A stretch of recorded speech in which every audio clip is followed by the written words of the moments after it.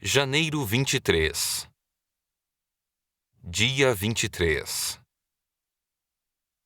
Jacó partiu para o Egito com todos os seus bens. Quando chegou a Berseba, ofereceu sacrifícios ao Deus de Isaque, seu pai. Durante a noite, Deus lhe falou numa visão. Jacó, Jacó! Chamou ele. Aqui estou. Respondeu Jacó. Eu sou Deus, o Deus de seu pai. Disse a voz: Não tenha medo de descer ao Egito, pois lá farei de sua família uma grande nação. Descerei com você ao Egito e certamente o trarei de volta, e José estará ao seu lado quando você morrer. Então Jacó saiu de Berseba, e seus filhos o levaram para o Egito. Transportaram o pai, as crianças e as mulheres nas carruagens que o faraó lhes havia providenciado. Também levaram todos os seus rebanhos e os bens que haviam adquirido na terra de Canaã. Assim, Jacó e toda a sua família foram para o Egito. Filhos e netos, filhas e netas, todos os seus descendentes. Estes são os nomes dos descendentes de Israel, os filhos de Jacó, que foram ao Egito. Ruben foi o filho mais velho de Jacó. Os filhos de Ruben foram Enoque, Palu, Esrom e Carmi. Os filhos de Simeão foram Gemuel, Jamim, Oade, Jaquim, Zoar e Saul. A mãe de Saul era cananeia.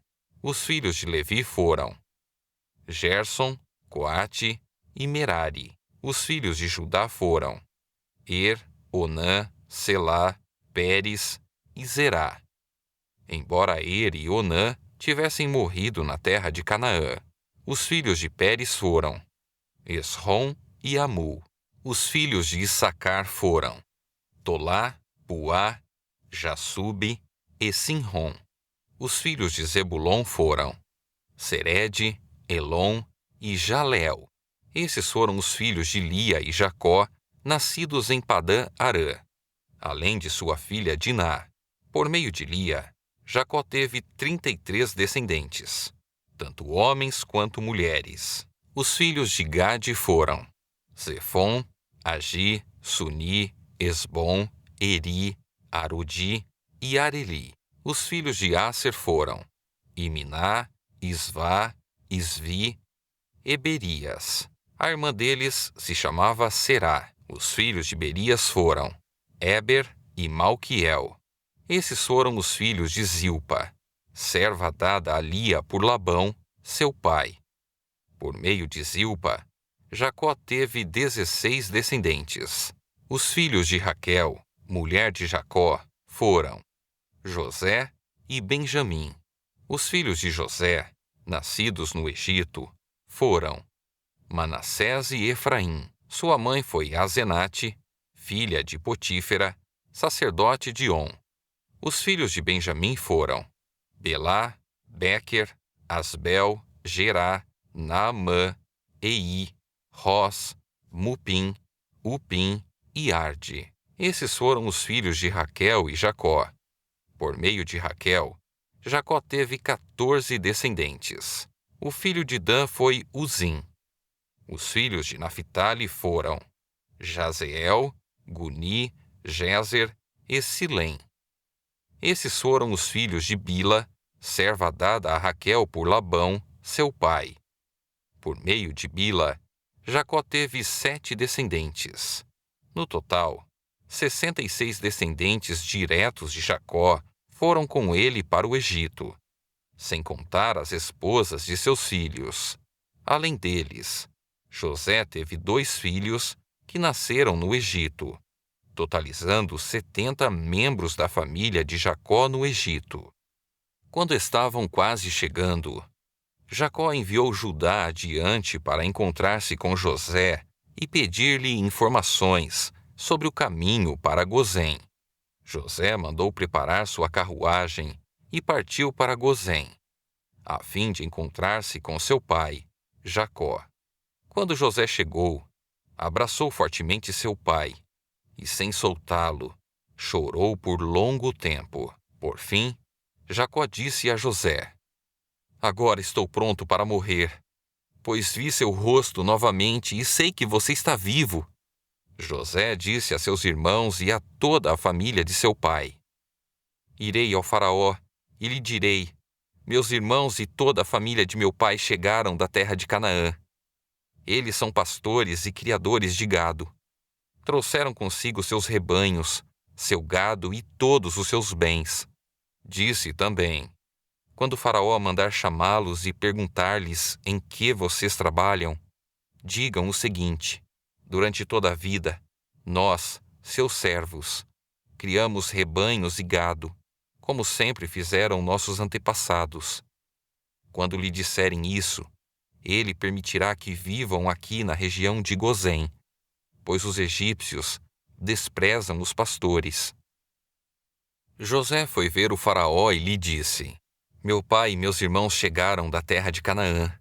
Trouxeram seus rebanhos, seu gado e todos os seus bens, e agora estão na região de Gozém. José levou consigo 5 de seus irmãos e os apresentou ao Faraó. Em que vocês trabalham? O Faraó perguntou aos irmãos. Eles responderam: Nós, seus servos, somos pastores, como nossos antepassados.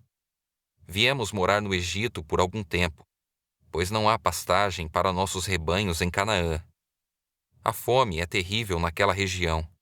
Por isso, pedimos sua permissão para morar na região de Gozém.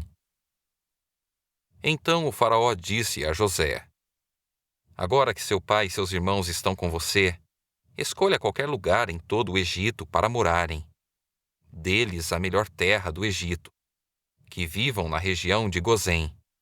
Se você descobrir entre eles homens capazes, coloque-os para cuidar de meus rebanhos.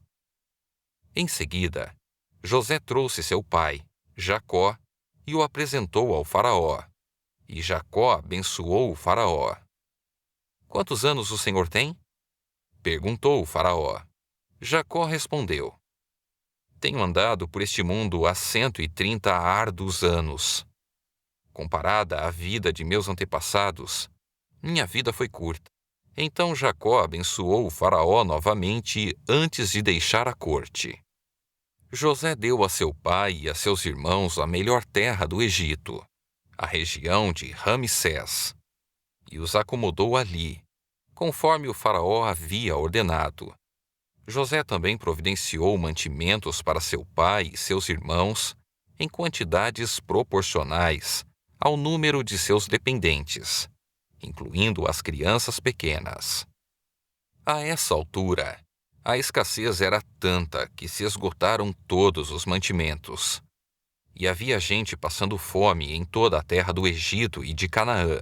Com o tempo, vendendo cereais para o povo, José arrecadou todo o dinheiro do Egito e de Canaã e o depositou no tesouro do Faraó. Quando acabou o dinheiro do povo do Egito e de Canaã, todos os egípcios foram implorar a José: Não temos mais dinheiro, mas, por favor, dê-nos alimento, ou morreremos de fome diante dos seus olhos. José respondeu: Visto que seu dinheiro acabou, tragam-me seus animais. Eu lhes darei alimento em troca. Então eles entregaram seus animais a José em troca de alimento. José lhes forneceu mantimentos para mais um ano em troca de seus cavalos, rebanhos de ovelhas, bois e jumentos. Mas aquele ano chegou ao fim, e no ano seguinte, o povo voltou a José dizendo: Não podemos esconder a verdade. Nosso dinheiro acabou, e nossos rebanhos e gado lhe pertencem. Não nos resta coisa alguma para oferecer além de nosso corpo e nossas terras. Por que morreríamos de fome diante dos seus olhos? Compre nossas terras em troca de mantimento. Oferecemos nossas propriedades e a nós mesmos como servos do Faraó. Dê-nos cereais para que vivamos e não morramos, e para que a terra não fique vazia e desolada. Assim, José comprou toda a terra do Egito para o Faraó. Todos os egípcios venderam seus campos, pois a fome era terrível, e em pouco tempo todas as terras passaram a ser propriedade do faraó. Quanto ao povo, José os tornou todos escravos, de uma extremidade do Egito à outra.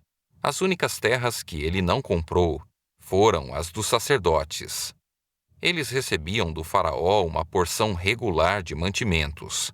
Por isso, não precisaram vender suas terras. Então José disse ao povo: Hoje eu comprei vocês e suas terras para o faraó.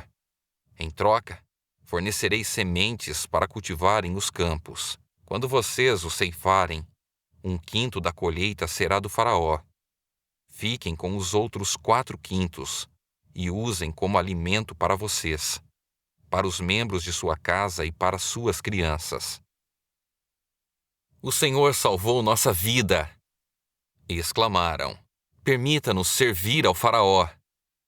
Então José mandou publicar um decreto que vale até hoje na terra do Egito, segundo o qual 1/5 de todas as colheitas pertence ao faraó. Apenas as terras dos sacerdotes não foram entregues ao faraó. Enquanto isso, o povo de Israel se estabeleceu na região de Gozém, no Egito. Ali, adquiriram propriedades e tiveram muitos filhos. E sua população cresceu rapidamente. Depois de chegar ao Egito, Jacó viveu mais 17 anos.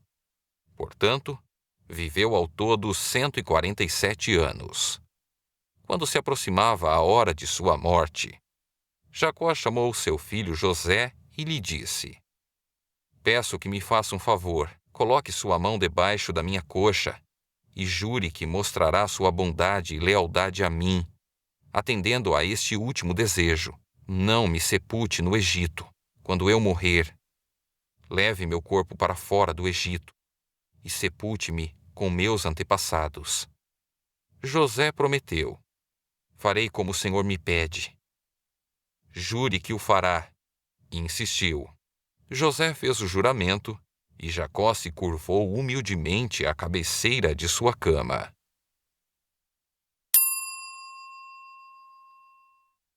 Então alguns fariseus e mestres da lei chegaram de Jerusalém para ver Jesus e lhe perguntaram: Por que seus discípulos desobedecem à tradição dos líderes religiosos? Eles não respeitam a cerimônia de lavar as mãos antes de comer. Jesus respondeu: E por que vocês, com suas tradições, desobedecem ao mandamento de Deus? Pois Deus ordenou: Honre seu pai e sua mãe. E quem insultar seu pai ou sua mãe será executado. Em vez disso, vocês ensinam que se alguém disser a seus pais: Sinto muito, mas não posso ajudá-los, jurei entregar como oferta a Deus aquilo que eu teria dado a vocês. Não precisará mais honrar seus pais. Com isso, vocês anulam a palavra de Deus em favor de sua própria tradição. Hipócritas! Isaías tinha razão quando assim profetizou a seu respeito. Este povo me honra com os lábios, mas o coração está longe de mim. Sua adoração é uma farsa, pois ensinam ideias humanas, como se fossem mandamentos divinos. Jesus chamou a multidão para perto de si e disse: Ouçam e procurem entender. Não é o que entra pela boca que os contamina. Vocês se contaminam com as palavras que saem dela. Então os discípulos vieram e perguntaram: O senhor sabe que ofendeu os fariseus com isso que acabou de dizer? Jesus respondeu: Toda planta que meu Pai Celestial não plantou será arrancada pela raiz. Portanto, não façam caso deles. São guias cegos conduzindo cegos. E se um cego conduzir outro, ambos cairão numa vala. Então Pedro disse: Explique-nos a parábola de que as pessoas não são contaminadas pelo que comem. Ainda não entendem? Perguntou Jesus. Tudo que comem passa pelo estômago e vai para o esgoto. Mas as palavras vêm do coração, e é isso que os contamina, pois do coração vêm maus pensamentos, homicídio, adultério, imoralidade sexual, roubo, mentiras e calúnias. São essas coisas que os contaminam. Comer sem lavar as mãos não os contaminará. Então Jesus deixou a Galileia, rumo ao norte, para a região de Tiro e Sidom. Uma mulher cananeia que ali morava veio a ele suplicando: Senhor, filho de Davi, tenha misericórdia de mim. Minha filha está possuída por um demônio que a atormenta terrivelmente. Jesus não disse uma só palavra em resposta. Então os discípulos insistiram com ele: Mande-a embora. Ela não para de gritar atrás de nós. Jesus disse à mulher: Fui enviado para ajudar apenas as ovelhas perdidas do povo de Israel. A mulher, porém, aproximou-se, ajoelhou-se diante dele e implorou mais uma vez: Senhor, ajude-me. Jesus respondeu: Não é certo tirar comida das crianças e jogá-la aos cachorros. Senhor, é verdade, disse a mulher. No entanto, até os cachorros comem as migalhas que caem da mesa de seus donos. Mulher, sua fé é grande. Disse-lhe Jesus: Seu pedido será atendido. E no mesmo instante, a filha dela foi curada.